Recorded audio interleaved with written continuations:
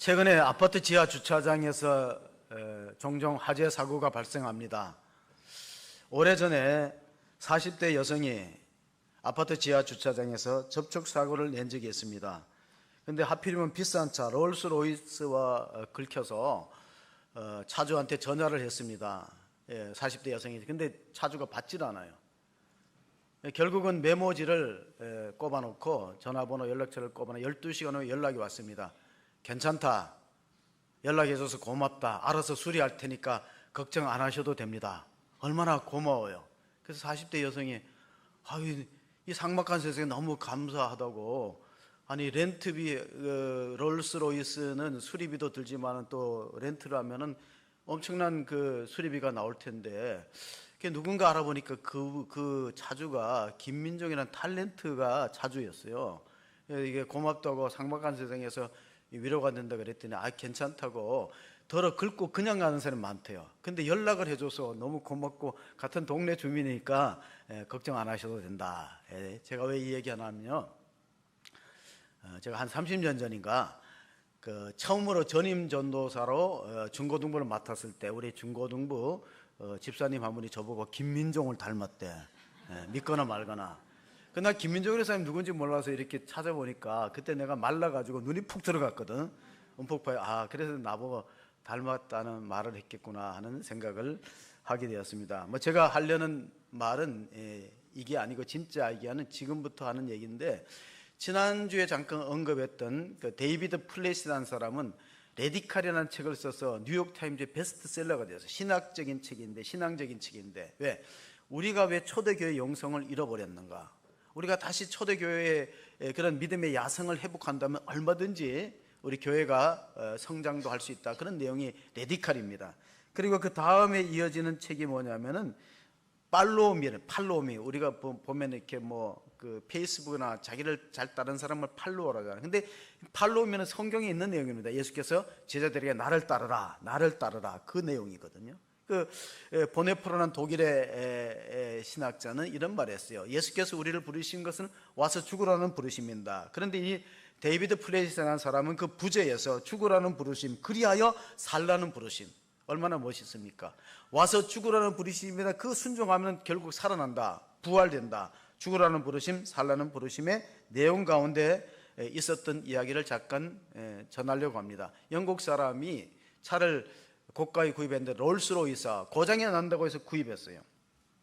그래서 타고 있다가 얼마 안 돼 갖고 이 롤스로이스 차가 시골 한적한 길에서 고장이 나서 시동이 안 걸린 겁니다. 우리가 흔히 말하면 차가 퍼진 거죠. 속이 상했습니다. 비싸게 샀는데 절대 고장이 없다 그랬는데 항의하는 전화를 했습니다. 나 이 외진 곳에서 차가 고장 났으니까 어떻게 할 거냐고. 그랬더니 알았다 하는데 잠시 후에 자동차 정비경이 헬기를 타고 와서 수리를 해줬습니다. 헬기는 헬리콥터를 말합니다. 이렇게 또 이 수리가 하고 난 다음에는 더 분통이 터지는 거예요. 이게 또 청구서가, 영국 같은 데는 이제 청구서가 날아오거든요. 수리비하고 이거 엄청난 청구서 나올 텐데 걱정을 하고 있는데 전혀 연락이 없어요. 롤스로이스 사에서. 그래서 나중에 자기가 연락했어요. 이거 불안해 갖고 나도 빨리 정리하고 내가 생활해야 되는데 불안해서 빨리 알려달라고, 도대체 수리비가 얼마인지 그랬더니 연락이 왔는데 당신의 차를 수리한 기록이 전혀 남아있지 않습니다고 연락이 왔어요. 가만히 생각해 보니까 자기네 자동차 회사에 명의가 있거든요. 산지 얼마 안 됐는데 고장해서 수리 내역을 갖고 있으면은 자기네 차의 명성과 명예가 떨어지는 거예요. 그러니까 전혀 수리한 기록이 남아있지 않습니다 그래요. 그러니까 돈 안 내도 된다는 뜻이죠. 여러분, 제가 데이비드 플랫이 이 챕터의 제목이 뭐냐면 허물이 지어지는 기적이다. 죄와 허물이 지어지는 기적이라는 표제를 썼어요. 왜? 하나님이 우리가 예수님을 믿을 때, 회개하고 예수님을 믿을 때 하나님 우리 죄를 기억하지 않는다는 거예요. 이사야서 43장 25절에 잘 드러나 있습니다. 같이 한번 봅니다. 나는 나를 위하여 내 허물을 도말하는 자니 내 죄를 기억하지 아니하리라. 자, 여기서는 이스라엘 민족을 말하지만 오늘 우리에게 비추어 보면요, 하나님은요, 하나님의 명성과 명예를 위해서 우리 죄를 기억하지 않는다는 거예요. 하나님의 백성들의 죄의 기록을 갖고 있지 않다는 거예요. 정가가 다 말소되는 거예요. 이게 기적이라는 겁니다. 나는 곧 나의 명예와 나를 위하여 너희 죄를 기억하지 않는다. 만약에 우리가 천국 가서 하나님 전지전능하신 하나님, 우리가 살아오면서 지은 죄를 다 기억하고 있다면 하나님 만나는 그 자리가 얼마나 거북할까요? 근데 기억을 안 한다는 거예요. 어느 정도 기억을 안 하면요, 그 미가서라는 구약 성경을 보면 이렇게 기억을 안 한다고 되어 있습니다. 미가서 7장 19절에 보면은 다시 우리를 불쌍히 여기셔서 우리의 죄악을 발로 밟으시고 우리의 모든 죄를 깊은 바다에 던지시리다. 깊은 바다에 던지고 팻말을 붙여 낚시 금지. 다시 그 집어 내지 말라는 거예요. 우리가 죄악을 다 용서하는 것, 이거보다 더 큰 기적이 있는가? 그 데이비드 플랫이 강조하는 것은 바로 그런 내용입니다. 근데 문제는 뭐냐? 오늘날의 신앙인의 문제는 하나님이 용서한 걸 자기가 자기 스스로 용서를 안 해요. 늘 괴로워하고 죄의식에 시달리고 있다는 사실입니다. 폴 틸리라는 철학자와 신학자인 폴 틸리는, 미국의 신학자는 이런 말을 했습니다. 신앙이 뭐냐? 믿는다는 것은 하나님이 그리스도 안에서 우리를 용서했다는 사실을, 성경의 사실을 믿고 내가 나를 용서하는 것이 신앙이다 그랬어요. 그리고 주님이 우리를 자녀로 받아주었는데 자기가 자기 스스로를 받아들이지 않고 용납하지 않아요.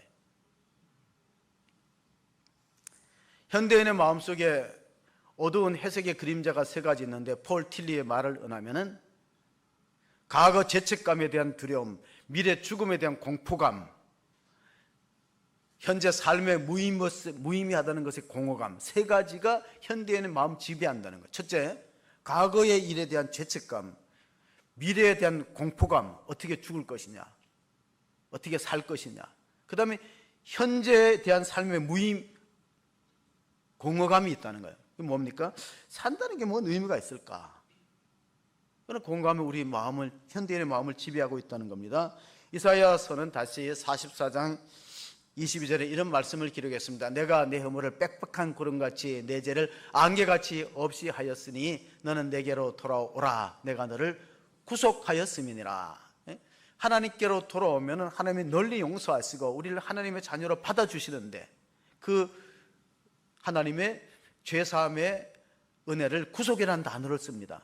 여기 구속이라는 것은 우리가 죄 지은 사람이 감옥에 가는 그런 구속이 아니고, 우리가 대속이란 말이 더 적절합니다. 뭐냐면은 우리의 죄를 갚으셔서 우리를 자유를 주시고 해방을 주셨다는 말씀이 이 구속이라는 뜻이 있습니다. 오늘 본문의 5장, 마가복음 5장에는요, 두 가지 치유 사건이 있습니다. 물론 그 마가복음 5장 앞부분에는요, 거라사의 군대 귀신 들린 사람을 예수님이 쫓아주었어요. 돼지 2,000마리한테 군대 귀신이 들어가고 그 데가볼리, 갈릴리 주변에 이 소문이 다 퍼졌습니다. 아, 예수님은 능력이 많으셔서 귀신도 쫓아내고 병든 자도 고친다. 소문이 들렸을 때 마가복음 5장 25절, 26절에 보면 두 가지 치유 사건이 있는데, 12회를 혈류증을 알아온 한 여자가 있어 많은 의사에게 많은 괴로움을 받았고 가진 것도 다 허비하였을 때 아무 호염이 없고 도리어 더 중하여진 차에, 여러분 12년 동안 앓으면요, 본인도 힘들고 가족도 지칩니다. 가난한 사람은 아무 효임, 돈대로 다 쓰고 여러 의원들한테 괴롭힘을 받았다는 건 무슨 뜻입니까? 어떤 의사는 이런 방법으로 해보라 해서 했더니 아무 효임이 없어요. 재산만 탕진하고. 그런 제 어떤 소문을 듣습니까? 예수님께서 무슨 병이든 다 고칠 수 있다, 하나님의 아들이기 때문에. 그 소문을 듣고 찾아가는데 사람들이 많으니까 뚫고 들어갈 수가 없어요. 그래서 그 마음속에 어떤 믿음이 있었냐면은, 혈류증이라는 여성이 유출병이라는 것이니까 구약 성경에 보면 유출병이 있는 사람은 가정생활도 사실 어렵습니다. 소외되고 정말 생의 막다른 골목에 몰려있다 해도 과언이 아닙니다. 마지막 희망이 뭐냐면 예수님의 옷자락에도 내가 손을 대면은 고침받는 그런 믿음이 생겨서 예수님 옷자락을 만져서 혈류근원이 다 말라버리고 깨끗한 기적이 일어났습니다. 문제는 그 앞서서 예수님을 요청한 더 다급한 환자가 있었다는 거예요. 여러분, 이 혈류증은 12년 동안 알았으니까 금방 죽는 병은 아니잖아요. 근데 더 심각한 그 가정이 있는데, 그게 뭐냐면 회당장 야이로의 딸이 죽어가는 겁니다. 22절 23절을 보시겠습니다. 회당장 중에 하나인 야이로라 하는 이가 와서 예수를 보고 발 아래에 엎드려 간곡히 고하여 이르되 내 어린 딸이 죽게 되었사오니 오셔서 그 위에 손을 얹으시고 그로 구원을 받아 살게 하소서 하거늘. 병원 같으면요, 여기를 먼저 가야 되는 거예요. 병원 같으면은 지금 12살 난 해당장 야이로의 딸이 죽어가는데 응급 환자거든요. 근데 12일 동안 혈류병을 앓았던 사람은 장기 환자고 응급 환자는 아닌 거예요. 그런데 이 12회 혈류증 앓은 여인을 고치다가 시간이 지체되니까 12살 먹은 해당장 딸이 죽어버린 겁니다. 요즘 같으면 좀 문제가 되겠죠. 제가 며칠 전 보니까 광주에서 20살 여대생이 심정지가 일어났어요. 100m 거리에 조선대 병원이 있는데 응급 환자를 받을 의사가 없다는 거예요. 그래서 전남대로 이송하는 중에 숨졌습니다. 얼마나 안타깝습니까? 20살입니다. 물론 미팅을 해서 많이 과음했다. 어쨌든 사람의 생명보다 귀한데, 저는 안타까운 게 심장박동이라도 하든지 아무리 응급 환자가 없더라도 조선의대에서 조금이라도 긴급 상황을 하고 숨통은 터주고 다른 데로 돌렸으면 하는 그런 안타까움이 있습니다. 마태복음의 9장에 보면은 중풍병자가 낫는 사건이 있는데요. 친구들의 믿음을 주님은 칭찬하셨어요. 마태복음 9장 1절 3절 보시면은 예수께서 배에 오르사 건너가 본 동네에 이르시니 침상에 누운 중풍병자를 사람들이 데리고 오거늘 예수께서 그들의 믿음을 보시고 중풍병자에 이르시되 작은 자야 안심하라 내 제사함을 받았느니라. 어떤 서기관들 속으로 이르되 이 사람이 신성을 모독하도다. 왜냐하면은요, 제사하는 능력은 하나님밖에 없는 거예요. 제사함의 선언을 할 수 있는 분은 하나님밖에 없는데 이 젊은 랍비 예수가 내 제사함을 받았다는 선언을 하며 중풍병자에게. 왜? 친구들의 믿음과. 사실 중풍병자라는 건 요즘 말하면 뇌졸중입니다. 지금도 의학이 이렇게 발달했는데 뇌졸중의 후유증이라는 게 한쪽을 잘 못 씁니다. 제대로 고를 수가 없어요. 그러면 그 당시에는 얼마나 중풍병자가 거동이 어려웠겠어요. 그러니까 거동이 어려우니까 친구들이 침상채로 네 개를 들고 지붕을 뜯어서 내리다가 예수님께서 내 제사함을 받았다고 선언하는 거예요. 그러니까 서기관들과 그 당시에 유대교의 율법에 매여있던 사람들은 쭉 외람된 말한다, 신성 모독한다는 비판을 했을 때 예수님이 그 마음속을 읽고 이렇게 말씀합니다. 그러면 한번 시험해보자. 내 제사함을 받았다는 말이 쉽냐? 이 중풍병자가 자기 침상을 들고 일어나 걸어가는 게 쉽냐? 그러니까 실제로 우리가 세상적인 관점에 보면 제사함을 받았다고 말하는 게 쉬워요. 그러나 영적으로 보면 제사함을 받은 선언은 하나님만이 할 수 있거든요. 그러니까 하나님이 하실 수 있는 그 권세와 능력이 예수님한테 있다는 증명으로 하나의 사인으로 침상을 들고 일어나 벌떡 일어나 걸어가는 기적이 나타난 거예요. 그러니까 예수님이 병 고친다는 이유는 뭡니까? 예수님이 죄도 용서할 수 있는 권한이 있다는 사실을 믿으시기 바랍니다. 그러니까 우리가 병만 나았다 해도 죄사함을 못 받으면요, 구원을 못 받잖아요. 그러니까 병 고치는 기적보다 어떻게 보면 더 큰 은총이 뭐냐면 우리가 죄를 용서받고 천국 들어가는 거, 영생 얻는 게 더 큰 기적인데 우리는 너무나 현실에 매여 있어서 외형적인 것에 매여 있습니다. 내면적으로 영적으로 보면 제사함이 더 큰 은혜인데, 그러니까 당장에 우리가 드러나는 거, 눈에 보이는 거, 이런 것을 더 치중하게 됩니다. 우리가 다시 마가복음 5장으로 돌아가서 본문에 35절 36절 읽어보면 아직 예수께서 말씀하실 때 해당장의 집에서 사람들이 와서 해당장에게 이르되 당신 딸이 죽었나이다 어찌하여 선생을 더 괴롭게 하나이까? 예수께서 그 하는 말을 곁에서 들으시고 해당장에 이르시되 두려워하지 말고 믿기만 하라 하시고, 세상 사람들 말 듣지 말라는 겁니다. 세상 사람은 죽으면 끝나는 거예요. 그러니까 예수님이 야이로의 집에 들어올 필요 없대. 애가 벌써 죽었어, 숨졌어. 장례 준비해야 되는데 번거롭게 올 필요가 없고, 그리고 또 어떻게 보면은 해당장의 입장에서는 상당히 야속한 마음이 들어요. 우리가 먼저 오라 그랬거든요. 근데 그 12의 혈류증 앓는 여인을 고치다가 보면 시간 지체해서 딸이 죽어버렸어요. 그러나 하나님 하시는 일은 어떻습니까? 하나님은 없는 것을 있게 하시고 죽은 자를 살리시는 부활의 능력을 가신 하나님인 걸 믿으시기 바랍니다. 제가 고대 병원의 고대 구로병원 오종건 의사가 상당히 이 골절의 권위자입니다. 그분이 이런 말했어요. 사실 우리는 수술하지만요, 뼈를 붙이는 거 0.1mm도 못 붙인대요. 그러면 의사가 하는 일은 뭐냐? 의사는 골절되면 뼈가 이렇게 여러 개 붙으면 부서졌거든요. 그걸 이제 제 위치를 맞춰 놓는 거예요. 의사가 하는 역할은 자연 치유가 일어나는 환경을 만들어 주는 거지, 의사는 뼈를 0.1mm도 못 붙인대요. 뼈가 붙이는 거 하나님이 하시는 일이지. 그래서 우리 장로님도 기도해 주시고 우리 성도님들이 저를 위해서 많이 기도해 주셔서 잘 붙어가고 있습니다. 근데 이제 또 걱정이 하나 있긴 있어요. 왜냐하면 잘 붙은 다음에 재활 치료가 잘 돼서 후유증이 없이 제 기능을 찾아야 되고, 또 하나 1년 지나면은 저는 어깨와 손목이 동시에 골절됐기 때문에 전신 마취를 하면서 금속판을 빼야 돼요. 안 빼고 싶은데 결국 빼야 돼요. 왜냐하면 전신 마취라는 것은 잠시 죽는 거잖아요. 잠시. 처음에는 뭣도 모르고 전신 마취를 하는데 후유증이 기침이 계속 나오는 거예요. 그래서 이거 안 뽑았으면 좋겠다. 또 살을 째고 금속판을 빼야 된다. 그런데 뽑는 게 맞다고 괜히 그러다가 다시 넘어지기로 하면은, 그러면 큰 이제 데미지를 입으니까 빼야 된다 그러는데, 사실 전신 마취라는 거는 나이가 많은 사람에게는 상당히 부담이 됩니다. 제가 오늘 이 본문을 보면서 이런 생각이었어요.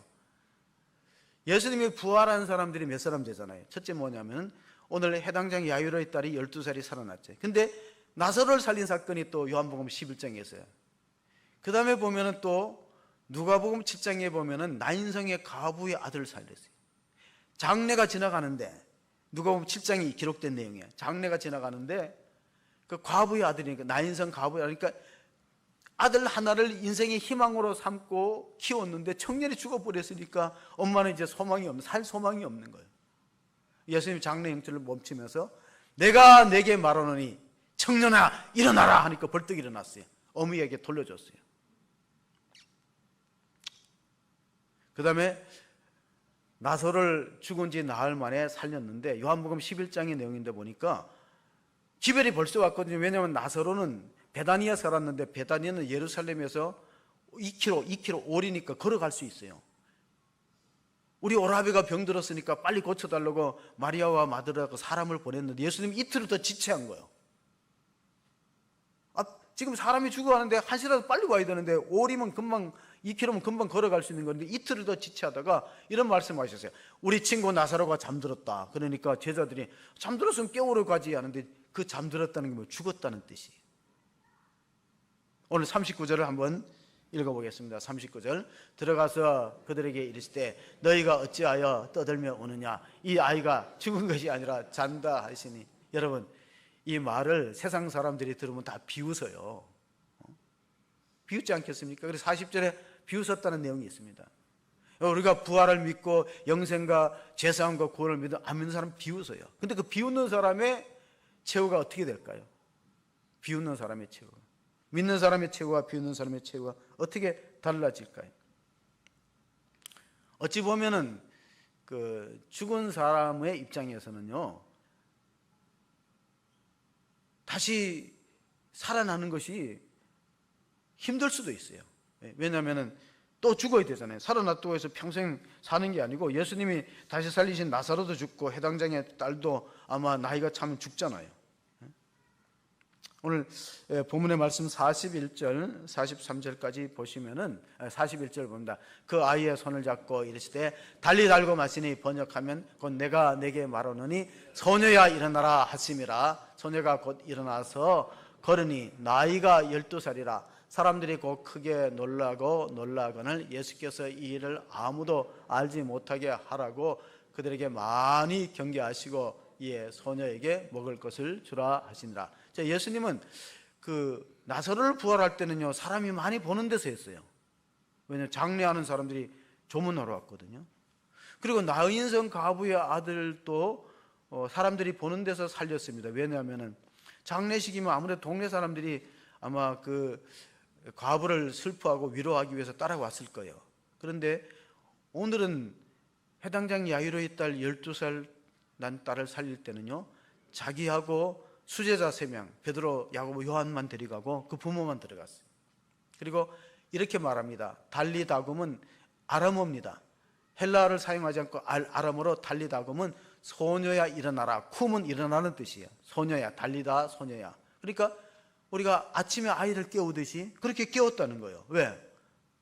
하나님 앞에서 믿음을 갖는 사람은 죽음이라는 표현을 안 썼어요. 잔다는 표현을 썼습니다. 사도행전에 보면 스데반이 기독교 2000년 신약 역사에는 첫 번째 순교, 구약을 빼고 신약 역사의 첫 번째 교회 순교자는 스데반인데, 스데반이 돌에 맞아 순교할 때 성경은 잔다고 기록했지 죽었다는 기록이 없습니다.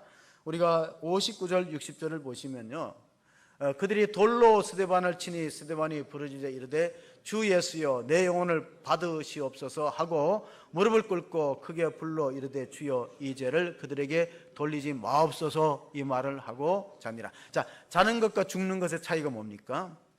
그 아시죠? 자는 것과 죽는 것의 차이가 뭐예요? 아침에 일어나면 자는 거고 못 일어나면 자다가 죽는 사람이 있어요, 없어요?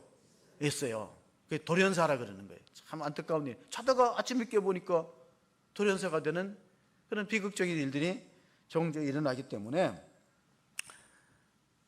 오늘 부활한 세 사람의 입장에서 보면요, 어떻게 보면은 본인은 다시 또 죽음을 경험해야 돼요. 그런데 왜 주님이 부활하셨냐면 남은 사람들의, 유족들의 슬픔을, 견딜 수 없는 슬픔과 상실의 고통을 위로하기 위해서 살리셨다, 그렇게 볼 수 있습니다. 그러면 장차 우리가 주 안에서 죽은 자들의 미래가 어떻게 될 것이냐? 우리가 이 땅에서 죽었다 살아난 사람 종종 있어요. 죽을 위기에서. 어떤 사람은 입관실에 들어갔다 살았다 그런 게 있는데, 그런 부활하고 성경이 우리에게 약속하는 부활은 차이가 있다는 걸 제가 말씀드리는 거예요. 성경에서 우리에게 약속하는 부활이 어떻습니까? 고린도서 15장 51절 52절을 보시면요, 보라 내가 너에게 비밀을 말하는, 우리가 다 잠잘 것이 아니요 마지막 나팔에 순식간에 호련히 다 변화되리니 나팔 소리가 나매 죽은 자들이 썩지 아니할 것으로 다시 살아나고 우리도 변화되리라. 다시 말하면 우리 믿는 사람이 장차 부활될 것은 오늘 성경에 예수님이 부활시켰던 사람의 그 부활하고는 차이가 있다는 거예요. 그들은 똑같은 죄 있는 육신으로 다시 살아났다면 우리는 장차 영화로운 몸으로, 부활체로, 신령한 몸으로 살아서 죽음이 없다는 거예요. 아픈 것도 없고 고통이 없는 그런 몸으로 살아나기 때문에 질적인 차이가 있다는 겁니다.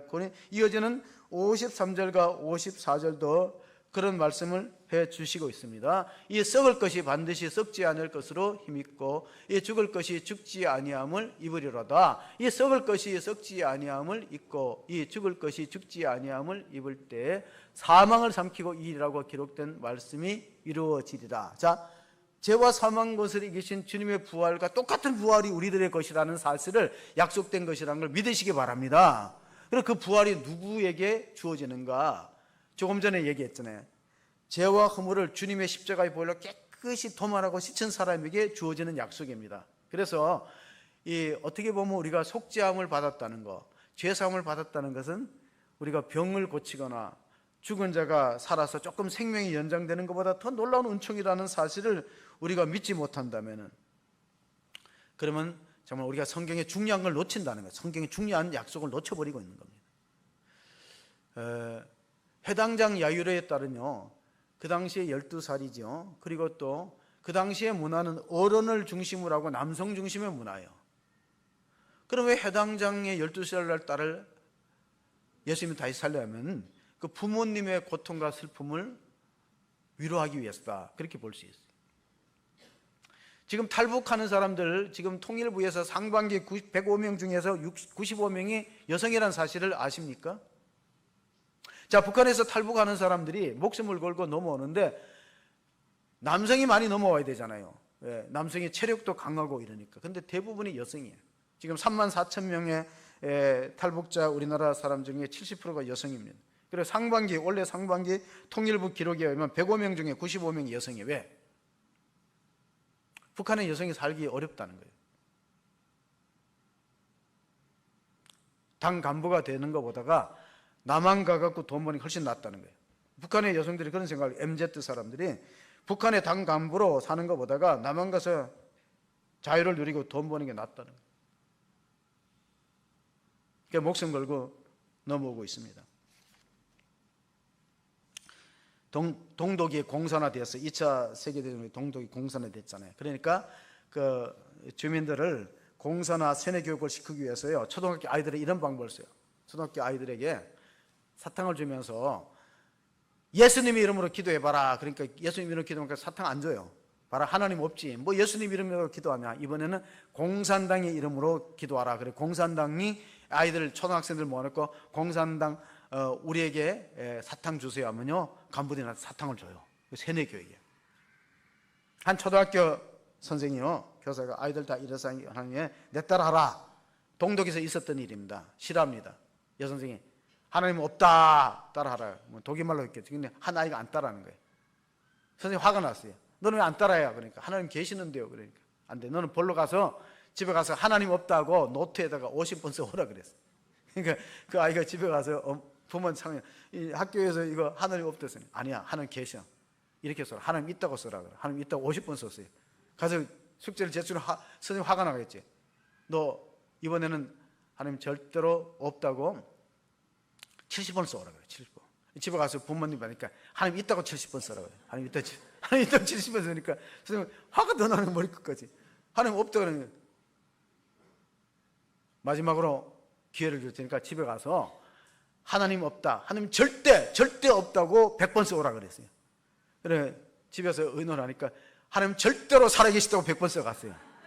그래서 선생님이 화가 났어요. 그래서 너 내가 경찰서에 고발하면 너도 고생하지만 너희 부모도 고생하는데 하나님 진짜 살아서 너희들을 도와주는지 너희 가문을 도와주는지 내가 꼭 보고 말 거다. 이 두 눈으로 하나님이 살아계셔서 너희를 도우는지 볼 거다 하고 성질이 나갖고 자전거를 타고 가다 내리막길 굴러갖고 심장마비로 죽었어요.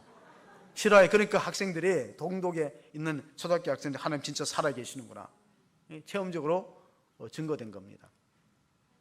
어떤 12살 난 아이가 백혈병으로 이렇게 시름시름 앓다가 죽어갈 때 교회 장로님이, 그 교회 장로님이 72살 된 장로님이 가서 위로합니다. 애야 어떡하냐, 나는 살 만큼 살았는데 너는 12살인데 네가 이 참 병에 걸려서 이러니 참으로 참 안타깝다 이런 식으로 하니까 장로님 걱정하지 마세요. 12살 먹은 여자애가 걱정하지 마세요. 제가 엄마 아빠 얘기하는 거 들어보니까 세상 사는 게 쉽지 않다 그러더라고요. 그래서 나는 이제 물론 뭐 이 병으로 죽게 된다, 만약에 죽게 된다면 일찍 예수님 만나고 고생 안 하는데 장로님 너무 걱정하지 마세요. 오히려 위로해 주더래요. 그러면서 내가 그 장차 예수님 만나니까 친구들 전도했대요. 내가 12명 전도했으니까요 1년에 한 명씩 전도한 거예요. 장로님은 72명 전도했어요. 물어보더래요.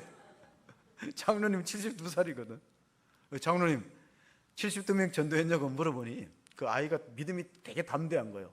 어린애. 왜냐면 뭐 일찍 자기가 이렇게 죽게 된다면 예수님 만나고 고생 안 하는데 어차피 뭐 산다는 게 부모님들 말하는 거 들어보니까 사는 게 진짜 힘들다는 걸 이 아이가 알아버린 거예요. 우리가 세상 살아갈 때 사람의 힘으로 하지 못하는 한계 상황이 있는데 그건 우리가 실전적인 철학에서는요 시츄에이션 바운다리라는 표현을 써요. 한계 상황이다. 한계 상황이 뭡니까? 우리 생로병사 이거 우리가 피할 길이 없잖아요. 욥기가 고난에 대한 그런 이제 내용으로 구성되어 있는데 욥이 14장 14절에 이런 고백을 합니다.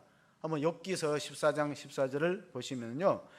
내가 죽으면 사람이 장정이라도 죽으면 어찌 다시 살리까? 나는 나의 모든 고난의 날 동안에 참으면서 풀려나기를 기다리겠나이다. 여러분 욥도 이렇게 말합니다. 사람이 죽으면 끝나지 무슨 다시 살아나겠느냐. 그런데 욥이 병이 깊어지고 하나님께 늘 기도하다가 매달리다가요 은혜를 받았어요. 그래서 욥의 그 내세관이 바뀝니다. 어떻게 바뀌냐면 욥기 19장 25절 26절에 뭐 이렇게 바뀝니다. 내가 알기에는 나의 대속자가 살아계시니 마침내 그가 땅 위에 서실 것이라. 이 내 가족이 벗김을 당한 뒤에도 내가 육체 밖에서 하나님을 보리라.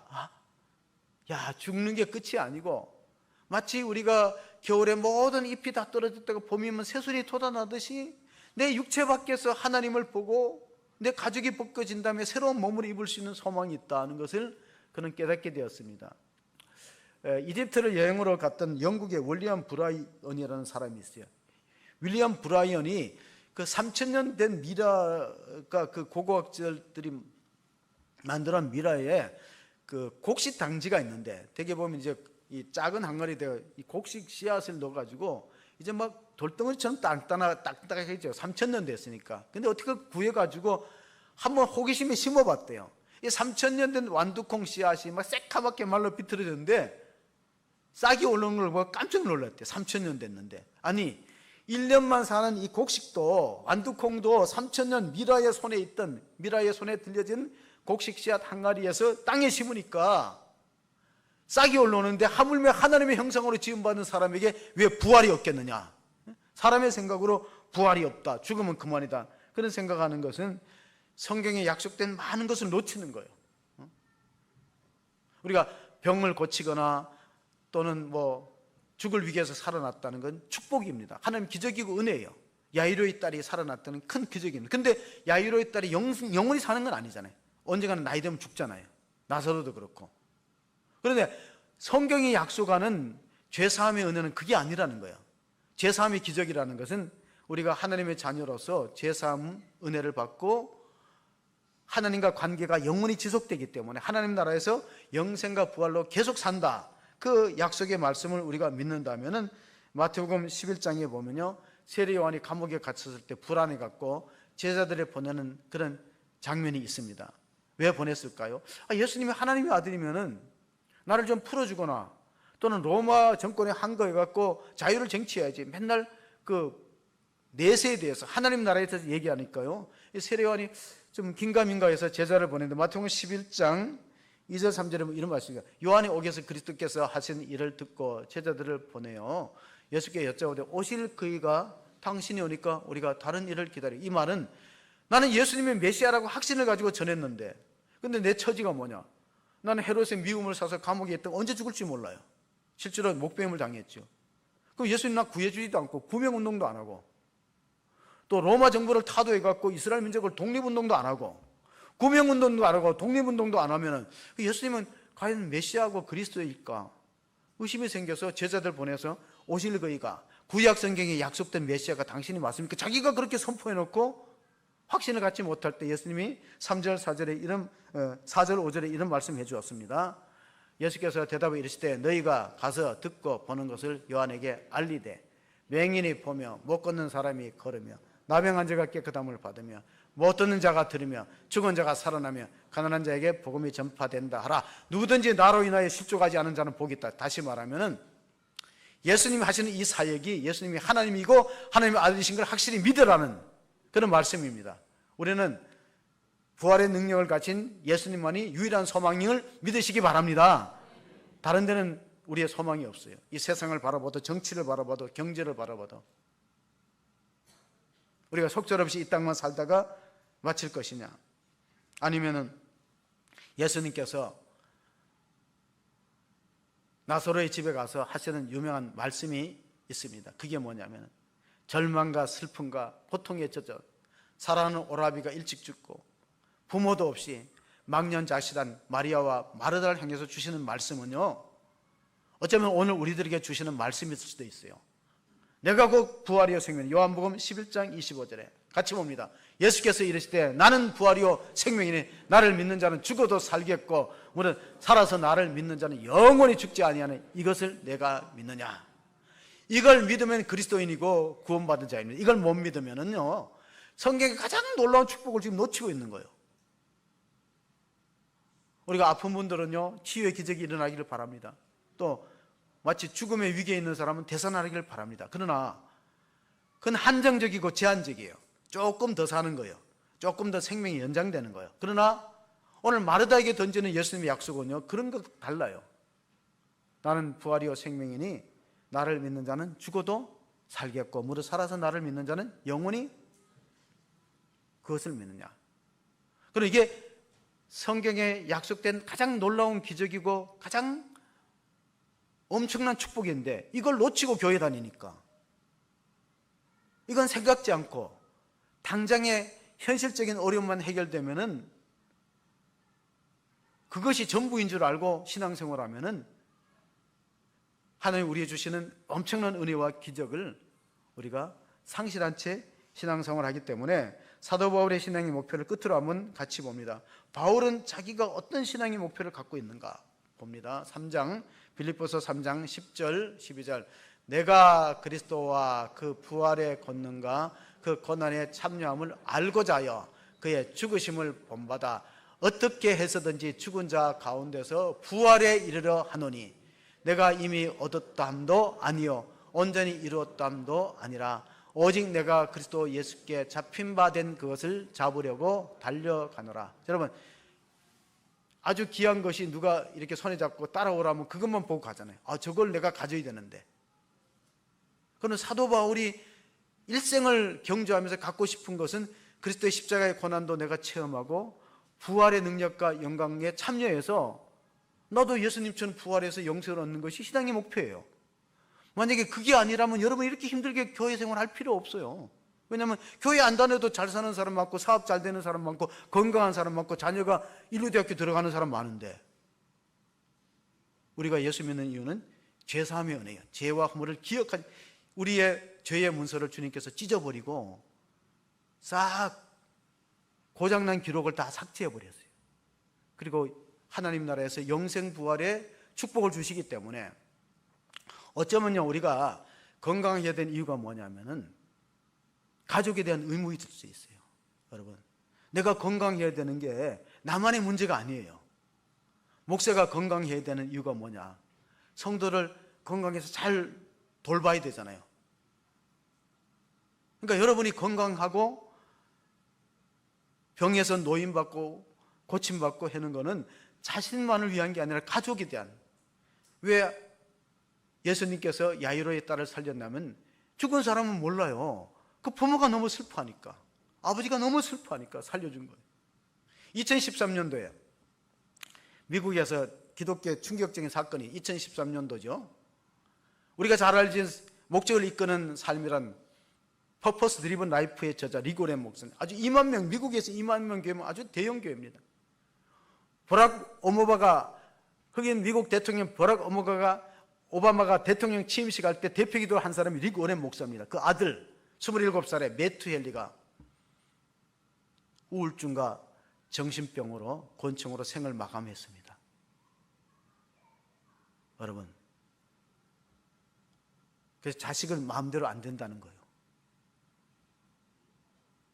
그 부모의 마음은 얼마나 힘들겠습니까?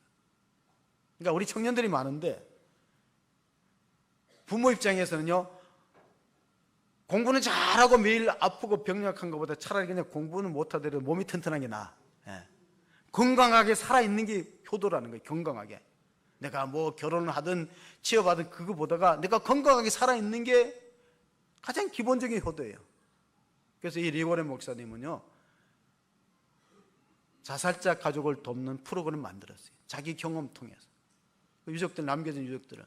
그래서 오늘 달리돌곰 소녀 일어나라 했듯이 여러분이 하나님의 은혜 속에서 말씀을 믿고 두려워하지 말라, 믿기만 하라. 나는 부활이요 생명이니 전능하신 하나님의 능력을 의지해서 우리가 소녀가 일어나듯이 청년들이 일어나고 성도들이 일어나서 안전자리에 일어나서 생명의 능력을 힘입고 부활의 소망으로 승리하는 그런 믿음의 가정들, 기적의 가정들이 다 되시기를 주의 이름으로 축원합니다. 아멘. 걸어가시고 은혜로우신 하나님 아버지, 오늘 슬픔에 젖어 있는 회당장 야이로의 딸을 주님께서 일으켰습니다. 달리달곰 소녀의 일어나라 해서 새 생명을 주었습니다. 하나님, 우리가 건강하게 살아있는 것은 가족에 대한 의무입니다. 살아가는 사람들의 눈물을 닦아주는 일입니다. 그러나 어쩔 수 없이 주님께서 부른다면 나는 부활이요 생명이니 나를 믿는 자는 죽어도 살겠고 무릇 살아서 나를 믿는 자는 영원히 죽지 않는다는 영생부활의 소망을 우리가 놓치지 말게 하시고, 우리가 병고침의 기적보다 더 중요한 것은 제사함의 은총이고 기적임을 깨닫는 복된 성도가 다 되게 하여 주옵소서. 우리 구주 예수 그리스도의 이름으로 기도합나이다. 아멘.